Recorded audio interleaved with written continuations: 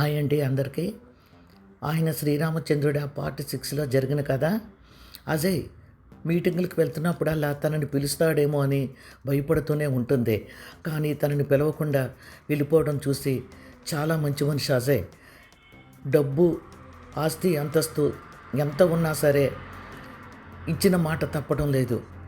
నిజంగా అజయ్ చాలా మంచివాడు అని అనుకోకుండా ఉండలేకపోతూ ఉంటుంది నీలిమ. ప్రారంభిస్తున్న రియల్ ఎస్టేట్లో పార్ట్నర్స్గా కొంతమంది అడుగుతున్నారని, వాళ్ళు చాలా పెద్ద కన్సల్టెంట్స్ అని, తనతో వర్క్ చేయాలని ఆశపడుతున్నారని, వాళ్ళు ఈ పాటికి హోటల్లో వచ్చి దిగే ఉంటారు. చాలా పెద్ద మీటింగ్ ఉంది, నువ్వు కూడా వస్తే బాగుంటుందేమో అని అంటాడు. ఒక్క నిమిషం కంగారు పడుతుంది. మరు నిమిషంలో వెంటనే సార్ ఎన్ని గంటలకి అని అడుగుతుంది. ఇదంతా అయిన తర్వాత అజయ్ తోటి కారులో బయలుదేరుతుంది నీలిమ. ఇద్దరూ వెళ్ళి పెద్ద 5 స్టార్ హోటల్ ముందు ఆగుతారు. మీటింగ్ అంతా అయిపోయిన తర్వాత అజయ్ చాలా ఆకలేస్తుందని, చాలా లేట్ నైట్ అయిపోయిందని, ఇంటికి వెళ్ళిన తాను తినలేనని, ఇక్కడ భోజనం చేసి ఇంటికి వెళ్ళిపోయి వెంటనే పడుకోవచ్చని, భోజనం చేద్దామని ఒక రూమ్లోకి తీసుకెళ్తాడు. ఆల్రెడీ ఆ రూమ్ బుక్ చేసినట్లు అర్థమవుతుంది. ఫుడ్ అది అంతా తెచ్చి పెడతారు వాళ్ళు అక్కడ. నీలిమ కొంచెం కంగారు పడుతుంది. ఎందుకు సార్ మనం ఇక్కడ భోజనం చేయడం అని అనగానే, నాకు అందరిలో కూర్చొని భోజనం చేయడం ఇష్టం ఉండదు. ఇక్కడైతే ఏమైంది, భోజనం చేసిన వెంటనే మనం వెళ్ళిపోదాం, సరేనా, ముందు భోజనం తినంటాడు. భోజనం అయిపోయిన తర్వాత అజయ్ అన్న మాటలు విని నిశ్చేష్టురాలు అవుతుంది. సార్ ఏంటి ఇలా మాట్లాడుతున్నారు అర్థం లేకుండా, ముందు నేను వెళ్ళిపోతాను అని గబాలను లేవబోతుంది. నేను ఇన్ని చెప్పాను, నీకు నా వలన ఎంత లాభం ఉందో చెప్పాను, అయినా వెళ్ళిపోతాను అంటావు వేటని బలవంతం చేయబోతాడు. అక్కడే ఉన్న పింగాణి ప్లేట్లు అజయ్ మీదకి విసురుతుంది. సోఫాలో వెళ్ళి కూలబడతాడు. మీరు డీటెయిల్గా తెలుసుకోవాలనుకుంటే 6వ పార్టు నేను డిస్క్రిప్షన్లో లింక్ ఇస్తాను, కామెంట్స్లో పెడతాను, తప్పకుండా చూడండి. ఇప్పుడు మనం 7వ పార్ట్లోకి వెళదాం. ఏమిటో ఈ నువ్వు చెప్తున్నది, నీ పేరు అన్నారు మధుసూదన్ రావు గారు. శ్రీరామచంద్రుడు సార్. అనూష, నిజంగా అతని పేరు అదేనటమ్మా, చాలా ఆశ్చర్యంగా ఉంది కదూ అన్నారు చిరునవ్వుతో. కంగారుగా తండ్రి వైపు చూసింది. ఇందులో ఆశ్చర్యానికి ఏముంది డాడీ అని అంది అనూష. పేరు శ్రీరామచంద్రుడు అంటే అదోలా ఉందమ్మా, అందుకని అలా అన్నాను. నిజంగా నీ పేరు ఫుల్ నేమ్ శ్రీరామచంద్రుడేనా అన్నారు ఆయన. నిజం చెప్పాలంటే ఆ పేరు కాదు సార్, నేను హోమ్లో పెరిగానండి. ఆయమ్మ నన్ను కన్నతల్ల కన్నా ఎక్కువగా చూసుకునేది. నాకు ఊహ తెలిసిన దగ్గర నుంచి అందరూ ఒరేయ్ నిన్నేరా, ఒరేయ్ చింటూ నిన్నేరా బాబు, పలకవేట్రా అన్నట్లు నీకు పేరు లేదు కదూ అని ఎగతాళి చేసిన వాళ్ళు కూడా ఉన్నారు సార్. అలా అందరూ పిలవడం చూసి ఆయమ్మకి ఒళ్ళు మండిపోయేది. వాడిని ఎందుకురా అలాగ మాట్లాడతారు, బంగారం రావాడు, వాడు బంగారం, మీ అందరికీ బుద్ధి వచ్చేలాగా వాడు పెద్ద పెద్ద చదువులు చదువుకొని ఈ హోమ్కే పేరు తీసుకొస్తాడు. ఇప్పుడే నేను వాడికి పేరు పెడుతున్నాను శ్రీరామచంద్రుడు. ఎందుకు నేను ఈ పేరు పెట్టానో తెలుసా, నేను వాడు ఈ హోమ్లోకి వచ్చిన దగ్గర నుంచి చూస్తున్నాను, ఎంత బుద్ధిమంతుడు, ఎంత వినయం, చెప్పింది తూచా తప్పకుండా చేస్తాడు. ఈ హోమ్లో ఒక్కరికి కూడా వాడిలాంటి డిసిప్లిన్ లేదు. వాడు నిజంగా శ్రీరామచంద్రుడు లాంటి వ్యక్తి అవుతాడు, నాకు ఆ నమ్మకం ఉంది. ఏం నాన్న, నేను పెట్టిన పేరుకి సార్థకత తీసుకొస్తావు కదూ అని అన్నారు ఆవిడ. ఇక్కడ చెప్పొచ్చో లేదో నాకు తెలియదు సార్, ఆయమ్మ వల్లే నేను ఇంత బాగా చదువుకొని నా కాళ్ళ మీద నేను నిలబడే స్థితికి వచ్చాను సార్. నాకు జీవితంలో పెద్ద గోల్స్ ఏవీ లేవు సార్. నేను సంపాదించిన దానిలో కొంతైనా అనాథులకి ఖర్చు చేయాలన్నదే నా ధ్యేయం సార్. ఎందుకంటే అనాథిగా నేను ఎలా బ్రతికేనో నాకు తెలుసు. నాలాంటి వాళ్ళకి మందికైనా నేను సహాయం చేయాలని అనుకుంటున్నాను సార్. ఇదంతా మీతో చెప్పొచ్చో లేదో తెలీదు, కానీ అప్పటి నుంచి అందరూ నన్ను శ్రీరామ్ అని పిలుస్తారు, కొంతమంది అయితే శ్రీరామచంద్రుడు అని పిలుస్తారు. మీరు ఎలా పిలిచినా నాకు ఓకే సార్ అన్నాడు. అనూష, మధుసూదన్ రావు గారు ఒకరి ముఖాలు ఒకరు చూసుకున్నారు. గుడ్ గుడ్, నువ్వు చాలా మంచివాడవని నిన్ను చూస్తేనే తెలుస్తుంది శ్రీరామ్. సరే, మా అమ్మాయి ఏవో అడుగుతానంటుంది, వాటికి నువ్వు సమాధానాలు చెప్పు, అడుగమ్మా అనూష అన్నారాయన. ఫ్యాక్టరీ గొడవలు స్ట్రైక్లు లేకుండా నడవాలంటే ఏం చేయాలంటారు అంతే. ఒక్క నిమిషం చూసి, ఏముంది మేడం, కార్మికులను దేవుళ్ళలాగా చూసుకుంటే చాలు, ఫ్యాక్టరీ స్ట్రైక్లు అన్న మాట తెలియకుండా నడుస్తుంది అన్నాడు. ప్రతి ఒక్కరూ మీరు చెప్పిన మాటే చెప్తారు, కానీ స్ట్రైకులు జరగడం, ఫ్యాక్టరీలు ముయ్యడం తప్పడం లేదు. నో మేడం, వాళ్ళు చెప్తున్నారు కానీ వాళ్ళని, అదే కార్మికులను వాళ్ళు చెప్పినట్లుగా వాళ్ళని ఒక మనుషుల్లాగా, వాళ్ళ ఆపదలను కష్టాలను మన కష్టాలుగా బాధలుగా చూడడం లేదు. సపోజ్ ఒక కార్మికుడు అకస్మాత్తుగా పోయాడే అనుకోండి, లేక యాక్సిడెంట్లో ఏ కాలో చెయ్యో కోల్పోయాడు అనుకోండి, ఆ కుటుంబానికి కొంత డబ్బు ఇచ్చి చేతులు కడుక్కుంటే లాభం లేదండి. ఆ కుటుంబం వీధిన పడకుండా కొన్ని సూత్రాలు పకడ్బందీగా అమల్లో పెట్టాలి. అప్పుడే కార్మికుడు సంపూర్ణంగా తృప్తితో పని చేస్తాడు. ఓకే, మన ఆఫీసులో 4 పోస్టులు ఖాళీ ఉన్నాయి అనుకోండి, వాడి రికమెండేషన్ చేసిన వాళ్ళకి ఆ పోస్టులు ఇస్తారా, లేక మెరిట్ చూసి కొత్త అభ్యర్థులకు ఉద్యోగాలు ఇస్తారా? చెప్పిన 2 రకాల అభ్యర్థులకు ఆ పోస్టులు ఇవ్వకూడదు మేడం. ఫ్యాక్టరీలో వర్క్ చేస్తుండగా చనిపోయిన వాళ్ళ మిస్సెస్లకు కానీ, లేక వాళ్ళ పిల్లలకు కానీ, ముఖ్యంగా ఆ ఉద్యోగాలు స్త్రీలు చదువుకుంటే వాళ్ళకే కేటాయిస్తాను.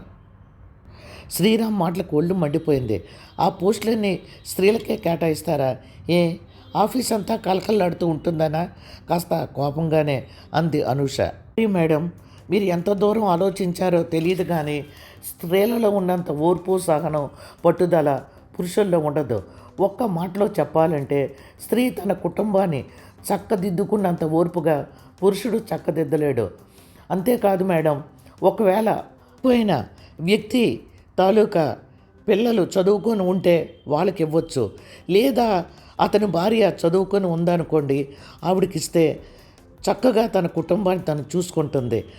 అంతేగాని ముందు ఇవన్నీ ఫిలప్ అయ్యాకే మిగిలిన ఉద్యోగాలు మెరిట్లో ఇవ్వాలా, ఎలా ఇవ్వాలన్నది నేను ఆలోచిస్తాను మేడం. ఏం అడగాలో తెలియదు అన్నట్లు ఒక్క నిమిషం ఫైల్స్ వైపు చూసి చూడండి అని కంగారుగా, ఏ పరిస్థితుల్లోనైనా మీ బాధ్యత నిర్వర్తించడంలో అబద్ధం ఆడవలసి వస్తే అబద్ధం ఆడతారా, లేక నిజమే మాట్లాడతారా అందే. ఏ వ్యాపారమైనా ప్రోడక్ట్ గురించి కానివ్వండి, మరే విషయం కానివ్వండి, నిజమే మాట్లాడితే ఆ వ్యాపారం దెబ్బతినే అవకాశం ఉంది. ఫ్యాక్టరీలో తయారయ్యే ప్రోడక్టులతో సరి సమానంగా మరో ఫ్యాక్టరీ ప్రోడక్టులు తయారు చేస్తుంది. కానీ మనం మార్కెటింగ్ చేసేటప్పుడు ఆ ప్రోడక్టుల కన్నా మన ప్రోడక్ట్ తయారు చేయడానికి నాణ్యమైన వస్తువులు ఉపయోగించామని, ఒకసారి వాడి చూడమని, ఇలా చాలా చెప్పవలసి వస్తుంది. ఆ చెప్పడంలో అబద్ధం దాగి ఉండే అవకాశం ఉందండి. శ్రీరామ్ మాటలకు ఒళ్ళు మండిపోయింది అనూషకి. చూసారా డాడీ, ఎంత ఖచ్చితంగా అబద్ధం ఆడవలసి వచ్చినప్పుడు ఆడక తప్పదు అని మీది మిక్కిలి మన ప్రోడక్ట్స్ గురించి ఉదాహరణలతో సహా చెప్తున్నాడు అని మధుసూదన్ రావు వైపు చూసి అంది అనూష.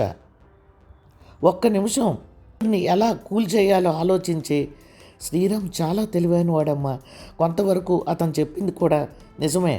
నువ్వు అడిగిన ప్రశ్నకు అతను అబద్ధం ఆడను మేడం, నేను సత్య హరిశ్చంద్రుని అని చెప్పినా నీకు అతను చెప్పింది నమ్మబుద్ధి వేసేది కాదు, చాలా సిల్లీగా అనిపించేది.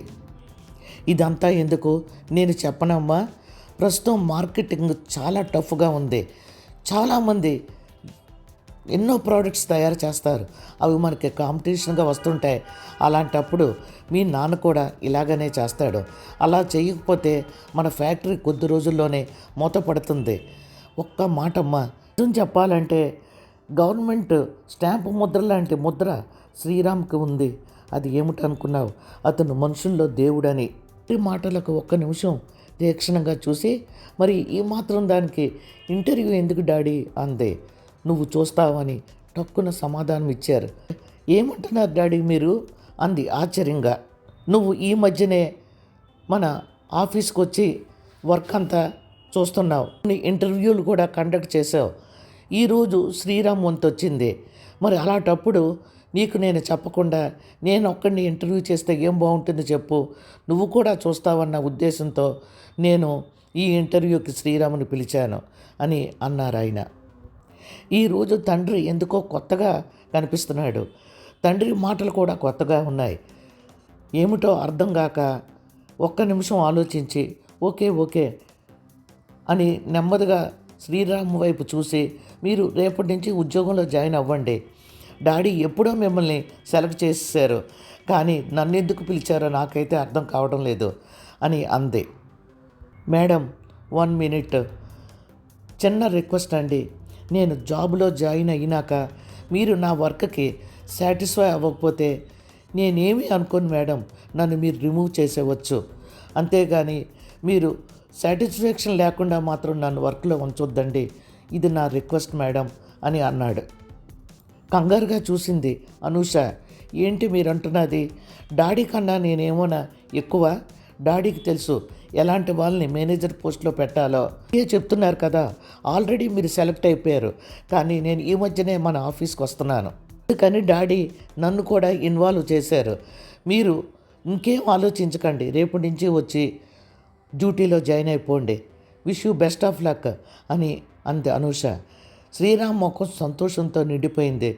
Thank you madam, thank you madam, thank you sir, నమ్మకాన్ని ఎప్పుడూ నేను మొమ్ము చేయనండి, థ్యాంక్ యూ వెరీ మచ్ అన్నాడు శ్రీరామ్. శ్రీరామ్ ముఖంలో సంతోషం చూసి అనూష, మధుసూదన్ రావు గారు చిన్నగా తమలో తాము నవ్వుకున్నారు. హాల్లో కూర్చొని టీవీలో ప్రేమలు పెళ్ళిళ్ళు చూస్తున్న అనూష తండ్రి రావడం గమనించలేదు.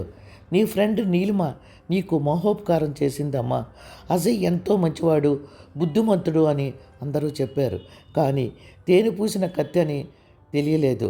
ప్రొద్దున మన ఫ్యాక్టరీకి వాడి నాన్న వచ్చాడు, మనం వాళ్ళ సంబంధానికి డ్రాప్ అయ్యామని చెప్పగానే నిప్పులు తొక్కిన కోతిలా అయ్యాడు. సంబంధం డ్రాప్ కావడానికి కారణం అడిగాడు. కొడుకు పద్ధతి నాకు నచ్చలేదు అని అనగానే నోటుకొచ్చినట్లు మాట్లాడడం మొదలుపెట్టాడు.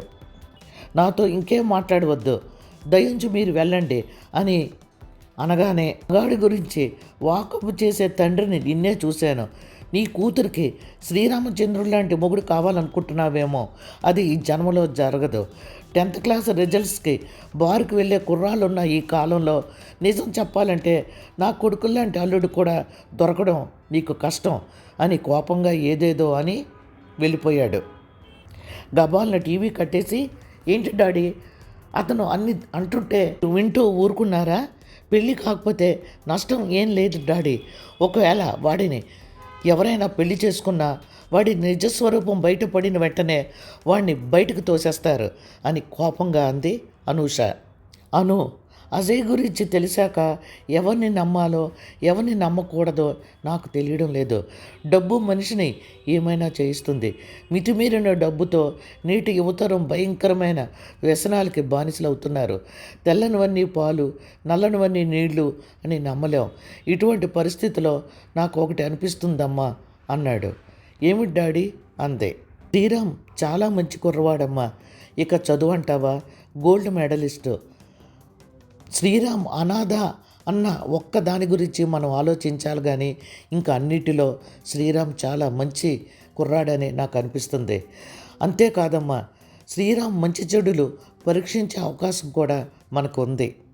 నేను ఈ మాట ఎందుకు అంటున్నానంటే, ఇంతకన్నా మంచి అవకాశం మనకు దొరకదమ్మా. శ్రీరామ్ కూడా అటువంటి వాడే అనుకో, అప్పుడు మనం వేరే సంబంధం చూసుకోవడం మొదలు పెట్టాలి. కానీ ఎందుకో నాకు తెలియదమ్మా, అబ్బాయి చాలా మంచి వ్యక్తి, నిజం చెప్పాలంటే శ్రీరామచంద్రుడు లాంటి వాడే అని నాకు అనిపిస్తుంది అని అన్నారు. చిన్నగా నవ్వుతూ అంది, డాడీ మీకు ఏమైందో నాకు తెలియడం లేదు, కానీ శ్రీరామ్ గురించి మీరు చాలా ఎక్కువగా ఆలోచిస్తున్నారు. ఒక్కసారి అతని బిహేవియర్ కానీ అతనిలో లోటుపాట్లు కానీ బయటపడితే నాకేం పర్వాలేదు, మీరే బాధపడవలసి వస్తుంది. డాడీ మీరు ఇంకొకటి కూడా ఆలోచించండి, ఉద్యోగం దొరకడం కష్టమైన ఈ రోజుల్లో మేనేజర్ ఉద్యోగం ఇస్తే ఎవరైనా వంగి వంగి నమస్కారాలు చేస్తూ బుద్ధిగానే ఉంటారు. అయినా మీకు ఆలోచన ఎలా వచ్చింది డాడీ? ఓహో, ఏదో ముద్ర, మనుషుల్లో దేవుడు బిరుదు ఉంది కదూ, అందుకు ఈ ఆలోచన వచ్చింది కదూ అంది నవ్వుతూ. ఉద్యోగం ఇచ్చాక ఈ ఆలోచన రాలేదమ్మా, ఆ రోజే అతనిని చూశాకే, అతని గురించి తెలిసినాకే ఈ ఆలోచన వచ్చింది. నా కూతురు పెళ్ళి ఇటువంటి వ్యక్తితో చేస్తే సుఖపడుతుంది అని అనిపించింది. ఆశ్చర్యంగా తండ్రి వైపు చూసి అంది, ఏమిటి డాడీ, శ్రీరామ్ గురించి మీకు ముందే తెలుసా? కంగారు పడ్డాడు మధుసూదన్ రావు. అదేనమ్మా, శ్రీరామ్ గురించి నేను చెప్పడం కాదు, నీకే తెలుస్తుంది, ఇప్పుడు నన్నేం అడక్కు అన్నారాయన. డాడీ, మీ మనసులో ఉన్న మాట నాకెందుకు చెప్పడం లేదు? శ్రీరామ్ గురించి మీకేం తెలిసింది? ప్లీజ్ డాడీ, నాతో చెప్పండి అని అంది. ముందే చెప్పాను అనుకో అమ్మ, నా మనసులో శ్రీరామ్ అంటే ప్రత్యేకమైన అభిప్రాయం ఏర్పరచుకున్నారు అని నువ్వు అనొచ్చు. అయినా అది చెప్పవలసిన అవసరం లేదమ్మా, ఎందుకంటే మన కళ్ళ ముందే ఉంటాడు ప్రొద్దున్నుంచి ఈవినింగ్ వరకు. మంచి అవకాశం ఎవరికి దొరుకుతుందమ్మా చెప్పు? అజయ్ గురించి నీలిమా చెప్పకపోతే నిజంగా ఆ పెళ్ళి జరిగిపోను. అప్పుడు నేను ఎంత బాధపడేవాడినో ఒక్కసారి ఆలోచించు. నువ్వు బాధపడడం అవన్నీ పక్కన పెట్టమ్మా, ఈ తండ్రి గుండె ఆగిపోను. అందుకనే ఈ అవకాశాన్ని ఉపయోగించుకుందాం. శ్రీరామ్ మనం పెట్టిన పరీక్షలన్నిటిలో మంచివాడని తెలిసిందనుకో, నువ్వు నీ నోటితో చెప్పినాకే నేను శ్రీరామ్తో మాట్లాడతాను. లేదు, అతను ఎవరో మనం ఎవరమో, మామూలుగా ఉద్యోగం చేసుకుంటూ ఉంటాడు. చెప్పు తల్లి అన్నారాయన. నాకు ఒకటి మాత్రం అర్థమైంది, మీరు శ్రీరామ్ని చాలా లైక్ చేస్తున్నారు. మాట వరుసకి నన్ను అడుగుతున్నట్లుంది, అంతేనా అని అందే. అను అన్నారు బాధగా. లేదు తల్లి, నువ్వు పడుతున్న బాధ నాకు అర్థమైంది. శ్రీరామ్ గురించి నాకు తెలిసిందంతా నీకు చెప్పాను అనుకో, అది వేరే విధంగా ఉంటుంది. అదే మన కళ్ళ ముందు శ్రీరామ్ ఉంటాడు. శ్రీరామ్ని మనం ఎన్ని విధాలుగా అయినా పరీక్షించే అవకాశం ఉంటుంది. ఇంత మంచి అవకాశం ఎవరికి ఉంటుంది చెప్పాను. అందుకనే నేను శ్రీరామ్ గురించి మనం అన్నీ తెలుసుకున్నాకే మనం ఒక అభిప్రాయానికి వద్దామంటున్నాను. అంతేగాని నిన్ను కొద్ది రోజులు చూసి నా అమ్మ అని అడగాలని మాత్రం నాకు లేదు. ఆలోచించుకో తల్లి, నీకెంత టైం కావాలంటే అంత టైం తీసుకో. అంతేకాదు, నువ్వు ఆఫీస్కి వస్తూ మంచి చెడులు అన్నీ చూసుకుంటూ ఉండు. దగ్గర నుంచి కూడా అతన్ని నువ్వు చూసే అవకాశం ఉంటుంది. అతని బిహేవియరు అన్నీ తెలుసుకోవడానికి కూడా అవకాశం ఉంటుంది. ఏమంటావు అను అన్నారు ఆయన. ఏం మాట్లాడాలో తెలియని దానిలా ఒక్క నిమిషం మౌనం వహించి, డాడీ, నేను ఎప్పుడైనా మీ మాట కాదన్నానా? మీరు చెప్తున్న దాంట్లో ఎంతో కొంత సత్యం దాగే ఉండి ఉంటుంది. ఈ అవకాశాన్ని ఎందుకు మనం వినియోగించుకోకూడదు? ఏ డాడీ, అలాగే చేద్దాం అని అంది అనూష. రోజులు దొర్లుతున్నాయి. అనూష కూడా ఆఫీస్కి వెళ్ళి వస్తుంది. శ్రీరామ్ తన వర్క్ తను చేసుకుంటున్నాడు. ఒక కంట కనిపెడుతూనే ఉంది. అసలు ఆఫీసులో అతని గురించి ఏం తెలుసుకోవాలన్నా ఏం తెలుస్తుంది? ఏంటో డాడీ, సరే చూద్దాం అని తన మనసులో అనుకుంది అనూష. అను, చూసావా, శ్రీరామ్ వచ్చి 3 నెలలు కాకుండానే బిజినెస్ చాలా ఇంప్రూవ్ చేశాడు. చాలా ఆర్డర్స్ వస్తున్నాయి. హీఈస్ వెరీ గుడ్ బాయ్ అని అన్నారు మధుసూదన్ రావు గారు. ఏంటి డాడీ, మీరు శ్రీరాముని మెచ్చుకోకుండా ఉండలేరా? అసలు మీరు అతన్ని పొగడమే పనిగా పెట్టుకున్నారు అంది చిన్నగా నవ్వుతూ. అమ్మయ్య, శ్రీరామ్ గురించి మాట్లాడితే మండిపడుతుందేమో అనుకున్నాడు. పర్వాలేదు, నవ్వుతుంది. ఇప్పుడే మనసులో మాట చెప్పడం మంచిదే. ఏంటి డాడీ, నన్ను ఎదురుగా పెట్టుకొని ఆలోచిస్తున్నారు? అంతే, శ్రీరామ్ గురించేనమ్మా అన్నారు. డాడీ అంది, నేను చెప్పిన దాని గురించి నువ్వు ఆలోచిస్తున్నావా? శ్రీరామ్ చాలా మంచి వ్యక్తి, బుద్ధిమంతుడు.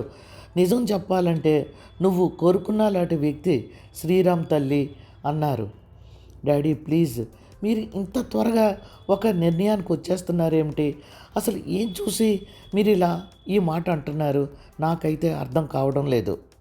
అను, నువ్వు ఒకలా అనుకోవచ్చు, ఒక నిరుద్యోగిని, మన ఆస్తి అంతస్తుకి సమానం కాని వాడిని, ఒక సామాన్యుడిని నీకు తగినవాడు అంటున్నాడు డాడీ.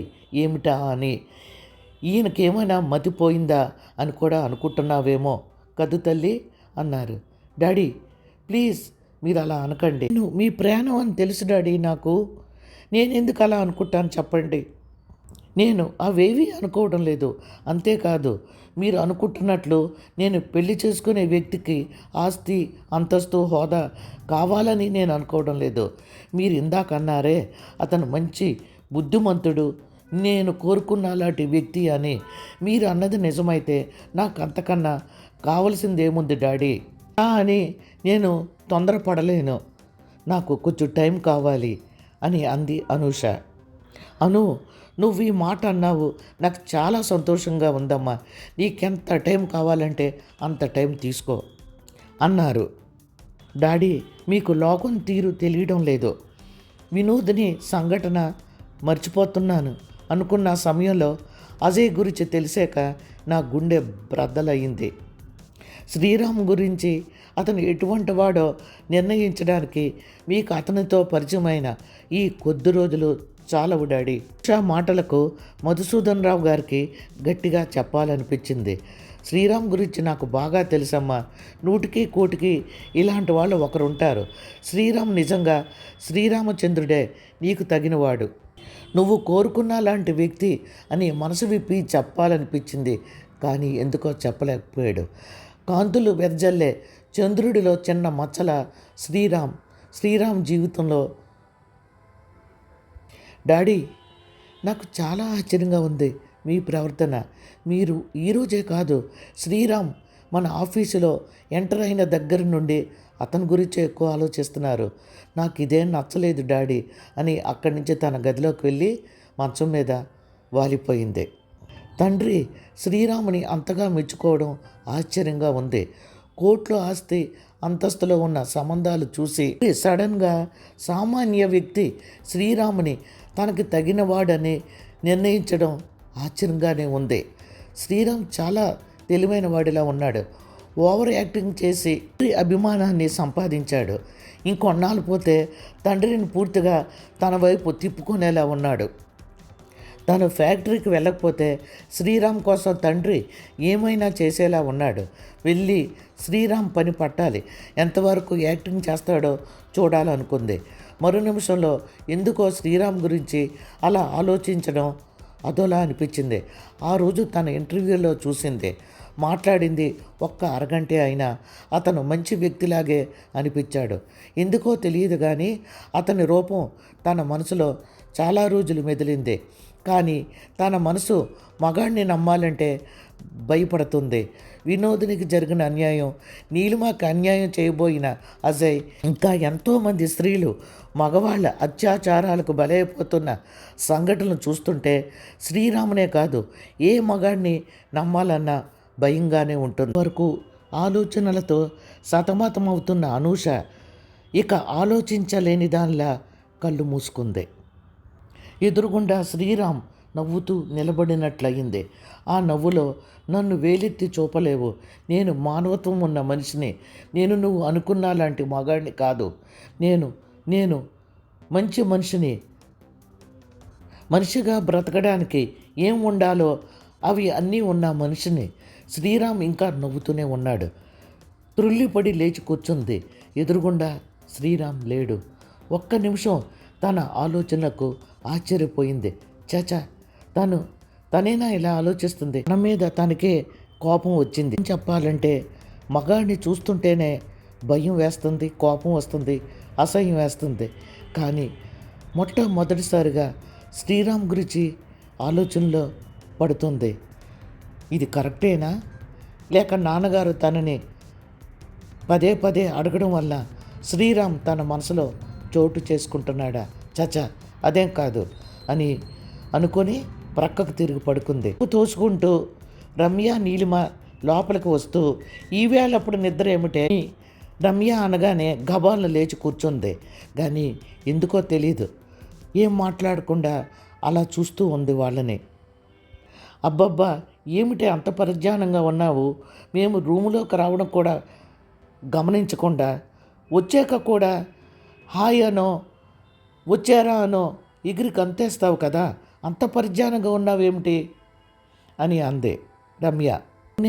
రమ్య చెప్పింది నిజమే, ఎప్పుడూ లేదు, అంత పరిజ్ఞానంగా ఉన్నావేమిటి? మా ఇద్దరినీ చూడగానే నీ ముఖంలో మతాబులు వెలుగుతాయి, అసలు ఆ వెలుగే లేదు ఏమిటి? కొంపదీసి మీ నాన్నగారు వేరే ఏమైనా మ్యాచ్ తెచ్చారా? ఆ రాకుమారుణ్ణి ఊహించుకుంటూ ఏ లోకంలోనో ఉన్నావా? లేకపోతే ఈ పరధ్యానం ఏమిటి అని అంది నీలిమ ఏడిపించాలన్నట్లు. అంత అదృష్టమా? అను పెళ్ళైతే మనం మాత్రం వారం రోజుల ముందే వచ్చేద్దాం, బాగా ఎంజాయ్ చేయాలి. ఏమంటావే అను అని అంది రమ్య. ఇందాకటి నుంచి మేమిద్దరం వాగుతుంటే కనీసం నోరు విప్పవు ఎందుకు అను? ఇంతకీ చెప్పవా ఆ అదృష్టవంతుడు ఎవరో?